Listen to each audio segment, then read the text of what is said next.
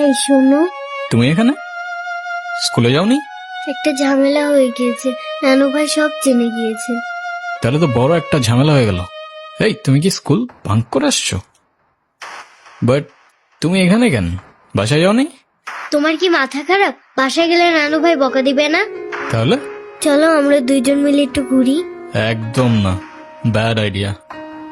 তোমার কি একটু মায়া লাগে না যে তুমি এই ছোট মানুষটাকে রেখে চলে যাবা? আরে আজব, আমি আবার কই চলে গেলাম? তাহলে চলো বন্ধু, ঘুরতে যাই।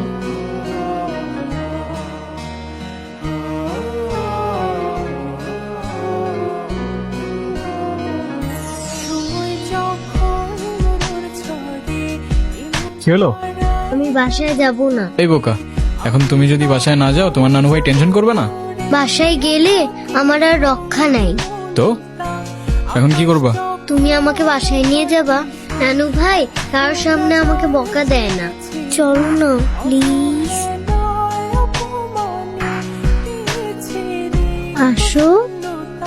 সমান্তরাল পথের বাঁকে তোমার পথের দিশা থাকে, সে দিশা খুঁজে তোমাকে। ক্যাম্পাসের সবচাইতে সুন্দরী নারীর জন্য এই সুন্দর সবুজ I love you. থাকে তোমার ছোঁয়া মিশে থাকে, সে ছোঁয়া খুঁজে তোমাকে দিগন্তা।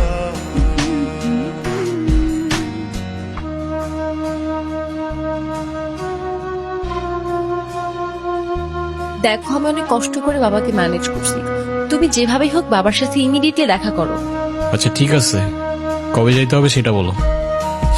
আচ্ছা, বাবার সাথে কথা বলে জানাবো, কেমন? আজকে উঠি, এমনিতেই বাসা অনেক ঝামেলা চলতেছে। আচ্ছা ঠিক আছে, সাবধানে যাও। ওকে। আসসালামু আলাইকুম। ওয়ালাইকুম আসসালাম। বসো। বাবা, ও ঈশান। হ্যাঁ, সে তো দেখলাম।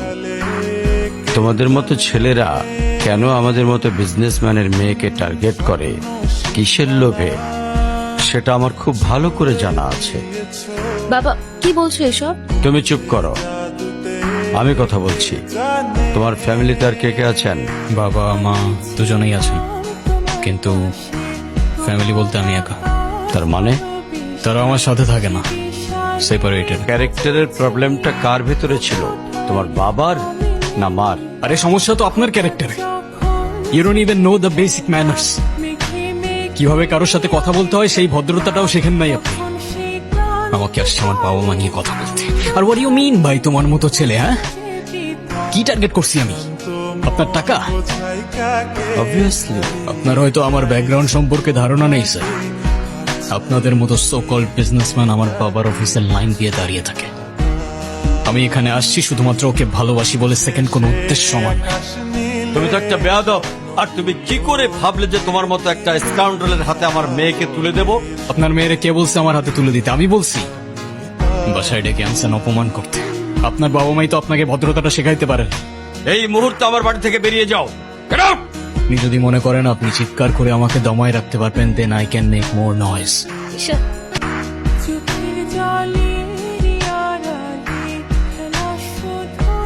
আমি বাবাকে অনেক কষ্ট করে ম্যানেজ করছি। তুমি জাস্ট একটা বার কি সরি বলো, সবকিছু ঠিক হয়ে যাবে। আরে আমি সরি বলবো না ভাই। ঈশান, আমি যদি আজকে এখান থেকে চলে যাই, হয়তো আর কোনোদিন ফিরে আসবো না। আবে তো যাও না, কে আসতে বলছো তোমাকে?